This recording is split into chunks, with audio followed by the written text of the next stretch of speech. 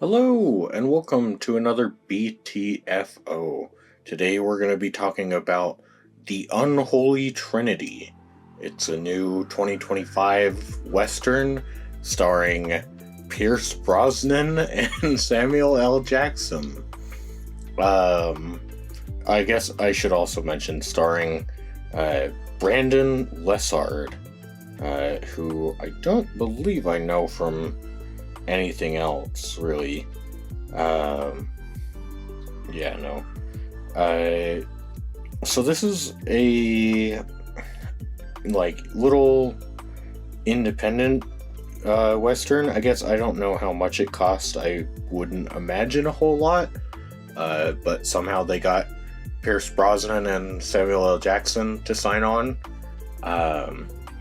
And I would recommend this movie. I'm not gonna say that it's the greatest movie ever, or that it really approaches being in my favorites, but it's a neat little movie, and I would recommend seeing it. I would say that one thing about it is that Sam Jackson and Pierce Brosnan very clearly stand out because of the fact that I don't know, it's weird. It's just like you can see that they are just on a whole another level of acting, right? It's kind of like if if you got an NBA player to play on the state high school championship basketball team, you'd probably notice that, well, yeah, I mean, it's not that anyone else is really bad, but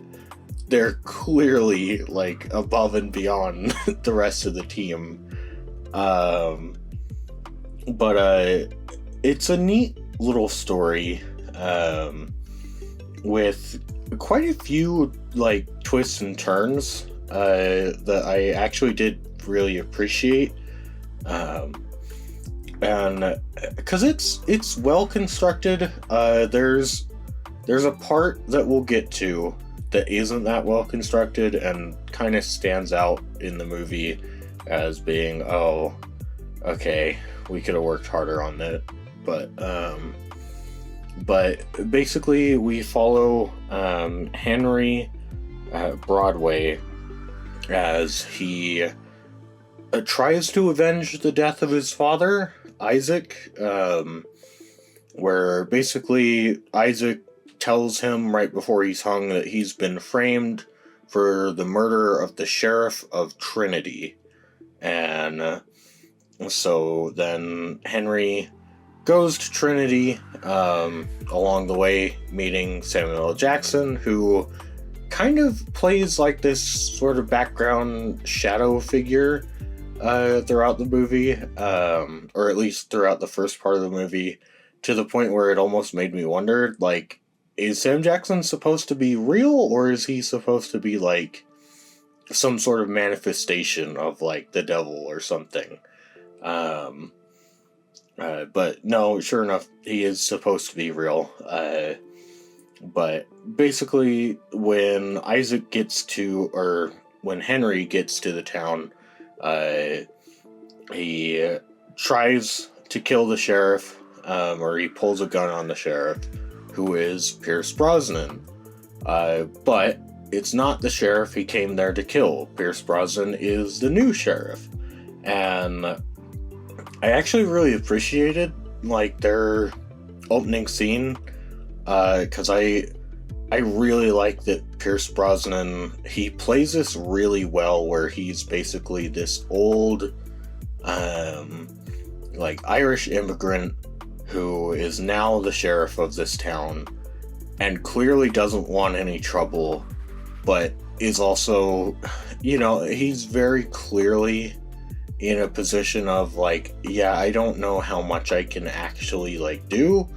I am pretty old, so I'm not really looking to fight every criminal on the street. And so he talks Henry down basically and explains to him that the guy he came here to kill, he's not around anymore. your dad helped establish this town, but, like, you probably shouldn't be mentioning that you're his kid. Because, like, near the end, or at least after his, like, capture, people don't really like Isaac. It's like, oh, okay, that's interesting. And basically, through the rest of the film, a lot of events occur, but we end up learning that Isaac Broadway, Henry's father, was a Union soldier who, when he was going through Georgia, he met Sam Jackson's character, St. Christopher, and so St. Christopher told him where this, like, Southern banker's gold was hidden, and so he, like, helped him hide it, and the plan was that Isaac knew an Indian couple, and basically the plan was they were going to go, the four of them go get the gold, that it would be split 50-50 between Isaac and St. Christopher, and then they would basically go their separate ways, do whatever they wanted with it. But Isaac, because it was still the Civil War, he sold St. Christopher back into slavery, just to make an extra buck, which is like, that's kind of interesting.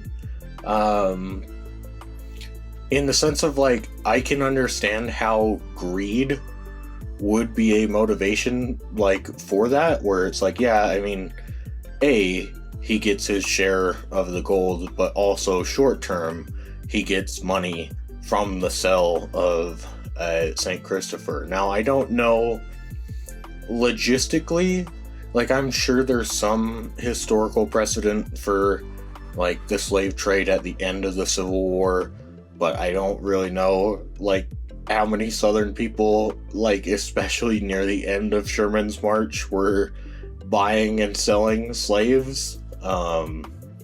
Like, that might be a little of, like, a contrivance for the story.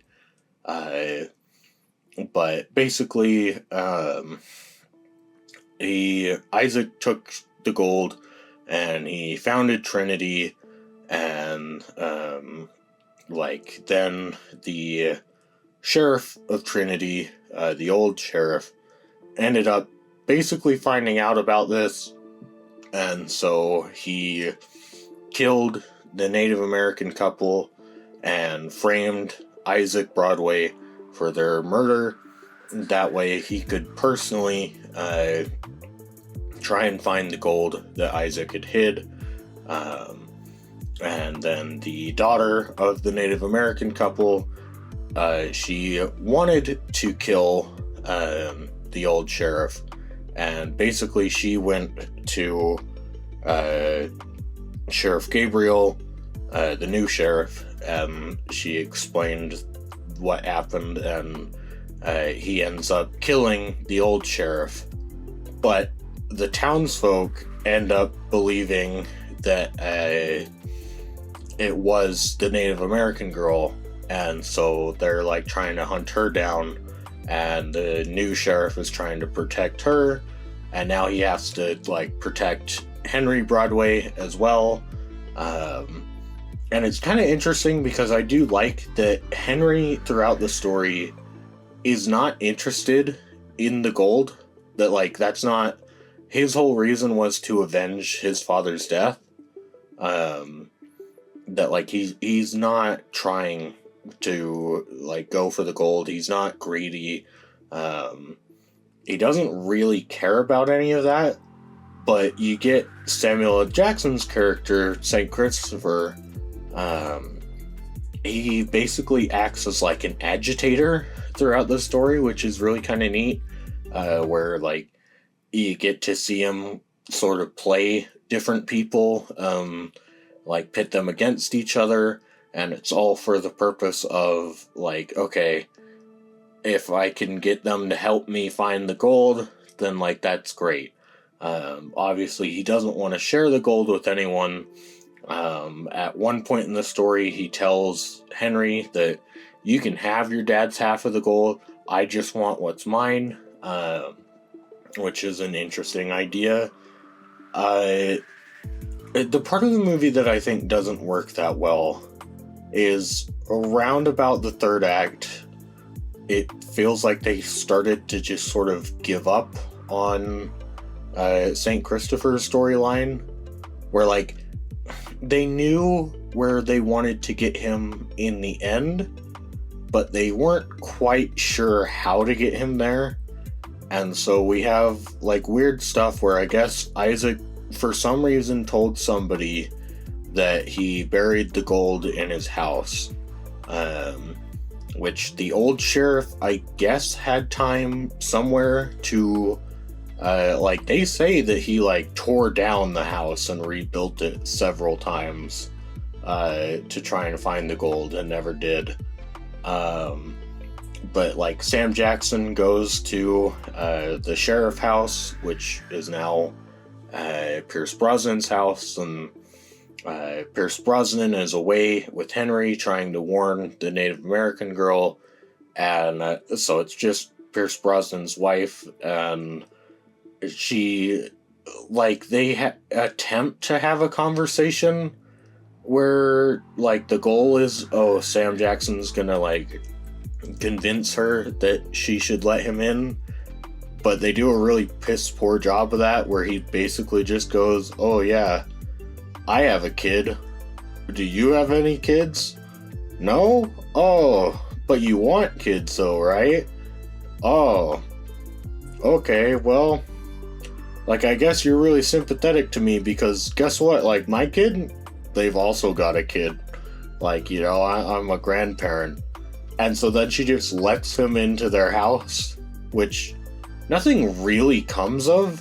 Like, it causes a mild bit of conflict, but then basically everyone starts showing up at the house, and like St. Christopher's like, okay, well, back to the town I go. It's like, oh, okay, I don't know that we really needed any of that. And then, like, then he gets back to the town, and he's in the saloon, and for some reason, the bartender decides to tell him, he's like, oh yeah, like, you know, Isaac was always such a God-fearing man, you know, he used to always say that his house is the house of the Lord. And they do the weird thing, which I'm like, this is a rated R movie for adults. Why did you do this? But they have Sam Jackson stop and be like, wait, what did you say? He repeats the same thing.